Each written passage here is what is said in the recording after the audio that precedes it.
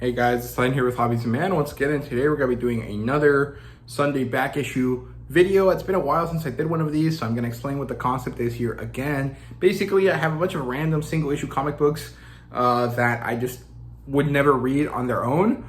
So if I make this sort of video where I talk about a bunch of different random single issues, I might actually get around to reading them. And so that was kind of the point here. So today we're going to be looking at some Marvel stuff again. Last time I did this over the Marvel must-haves for March and June, or March and May, I think, or March and April. I can't remember. It was 2 months of Marvel must-haves.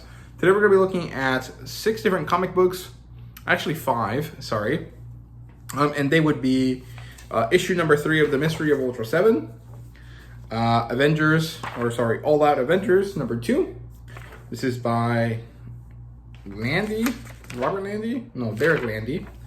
We're going to be looking at Jim Zub's Murder World, Moonknight. And we're going to be looking at another Marvel must-haves. This time we're going to be looking at the July 2024 edition, which features Amazing Spider-Man number 39, which is a Gang War tie-in, and Avengers number 7, and Moon Knight. And I'm not going to talk about Moon Knight because I've mentioned it before in other videos, and I want to do a review of that series at some point because I really love it. But that's not really necessary right now. I'm not going to talk about it because I didn't read it this time. So, yeah, let's start with the Marvel must-have. This was kind of disappointing, honestly. It wasn't very good because the issue of Gang War requires you to know what's going on, and it was not very good. I didn't like the art style very much. I didn't like the cover very much. I think that some of the characters were interesting. Like there was this guy that was like a circus clown, and Spider-Man and She-Hulk teamed up, and that was pretty fun. I find the design for She-Hulk in this book to be pretty bad, but I do like the comedy aspects due to the bickering between She-Hulk and Spider-Man in this to be pretty fun, but not enough for me to enjoy the issue, if that makes sense. So that was pretty disappointing. I didn't really like it. Tombstone showed up, which is kind of cool, but not enough to make me care about this. So mostly I was just bored with this issue. And that's pretty disappointing because this is supposed to help you get interested in reading this stuff, and picking such a bad issue was kind of, counterproductive. The Avengers number 7 was pretty good. It's by Jed MacKay, who I'm pretty sure I like quite a bit, right? So yeah, this is a start of a new arc.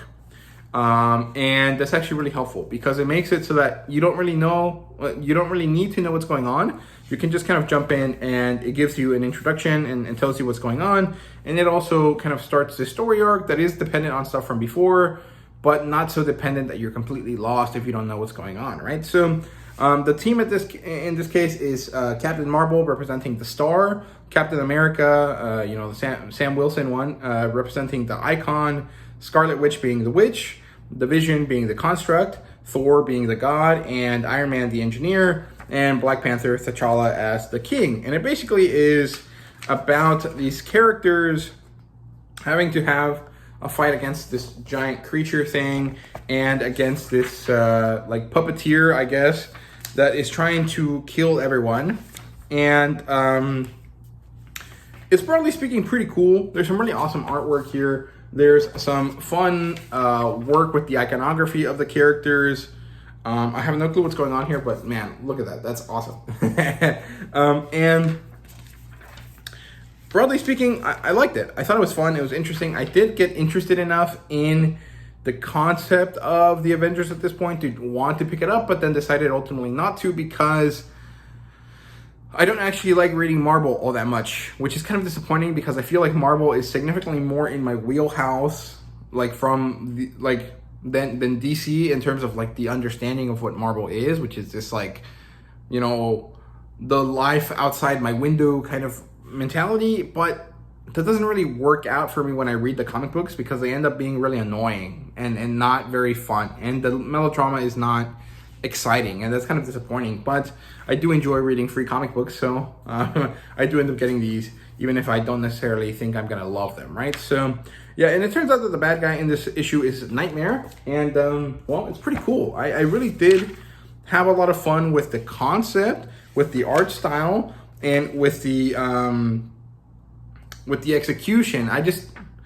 I'm not that interested in these characters, and that's kind of the disappointing thing, right? Because it makes it difficult for me to want to jump in after the fact, and because I know that eventually it's going to turn into this weird, like, boring melodrama that I'm just not going to enjoy, so I just avoid it to begin with, right? So yeah, then I read Murder World Moonknight. I have this because I got this from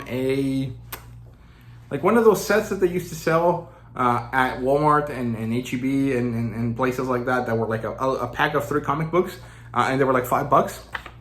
I got that from one of those because I found one randomly at Walmart the other a year ago or so, and this is one of the books that was in it. And this is technically a number 1, but it's actually a single, like, one-shot tied to an event, as far as I understand it. And I really had no clue what's going on, but I liked the way Jim Sub writes, so I decided to continue reading it, even though I had no clue what the hell is going on. And it basically teaches us, or tells us about this woman and this group of people that are trapped on Murder World, and they're being used as entertainment for sadistic people that are watching. And they're having to go through this thing. But there's this female character who is more or less the main character of this book.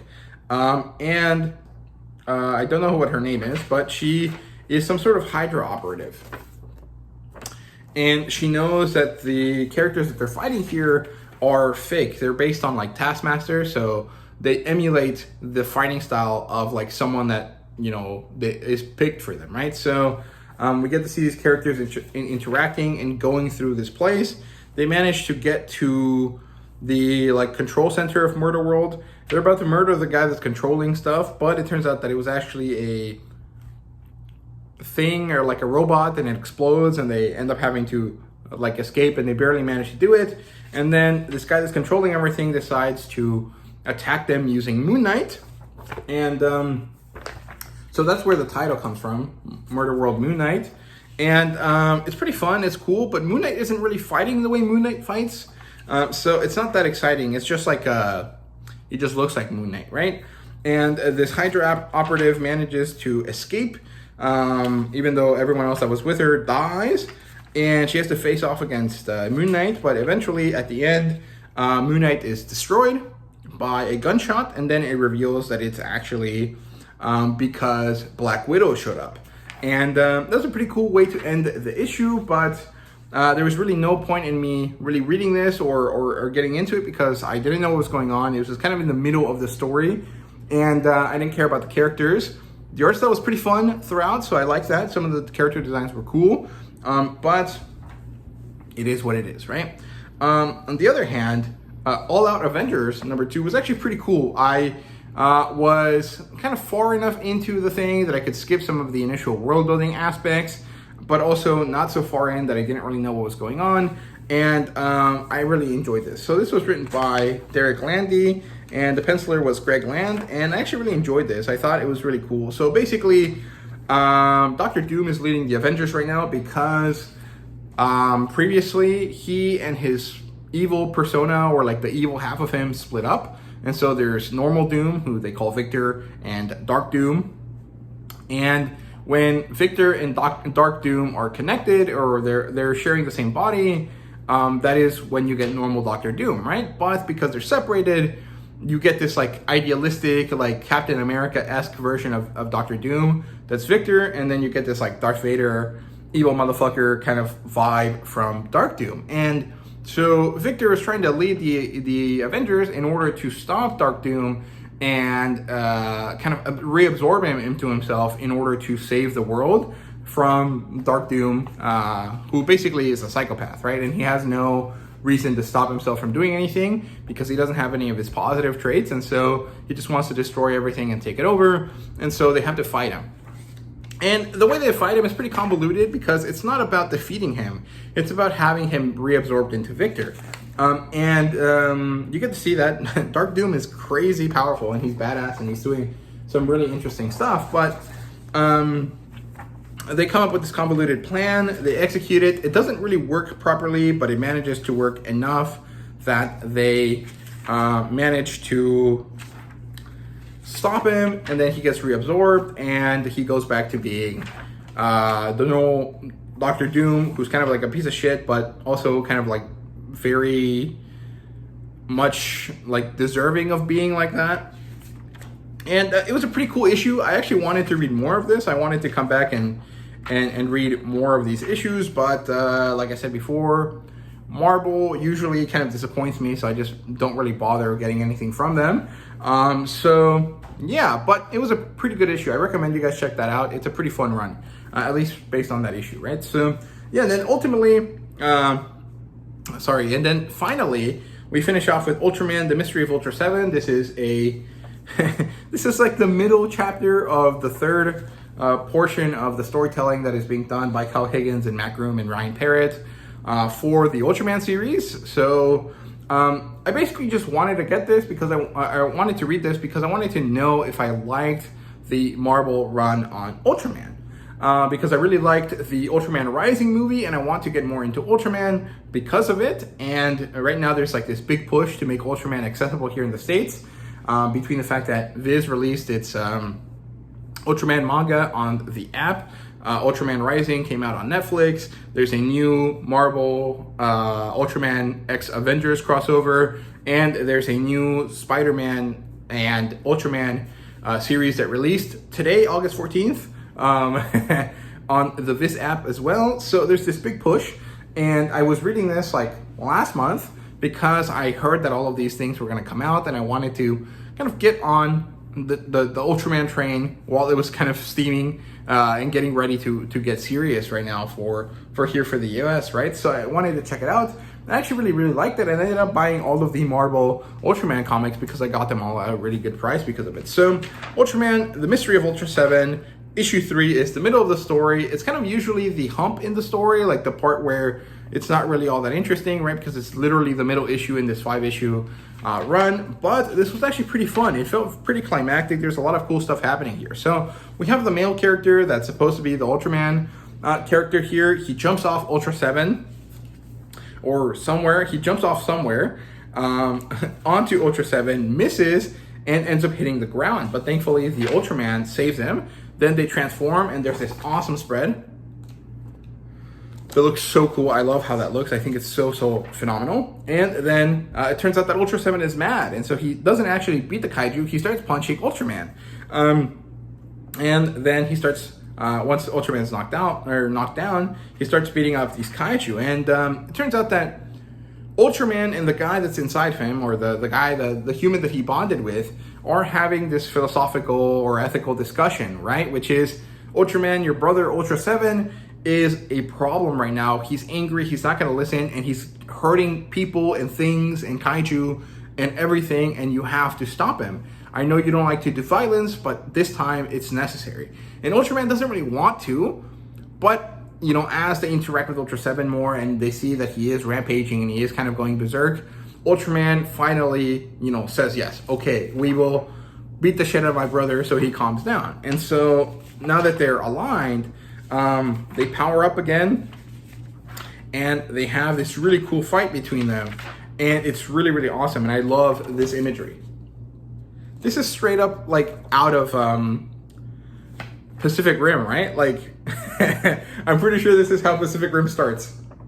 And I think that's so cool. I freaking love like tokusatsu and kaiju stuff. I don't know why, it's so awesome, right? Like these just giant, ridiculous, spandex wearing, you know, creature people things just duking it out in the rain. Like that is so cool. Man, that is so cool.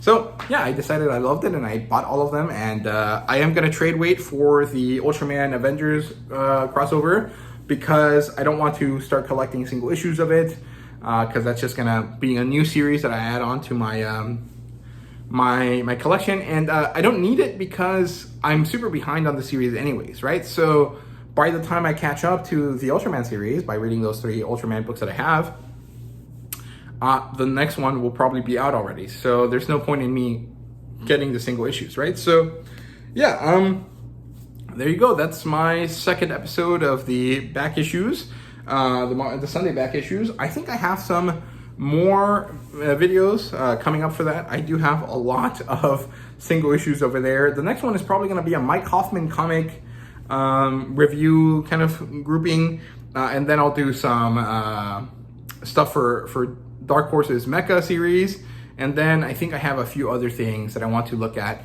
before I finish up my pile of single issues.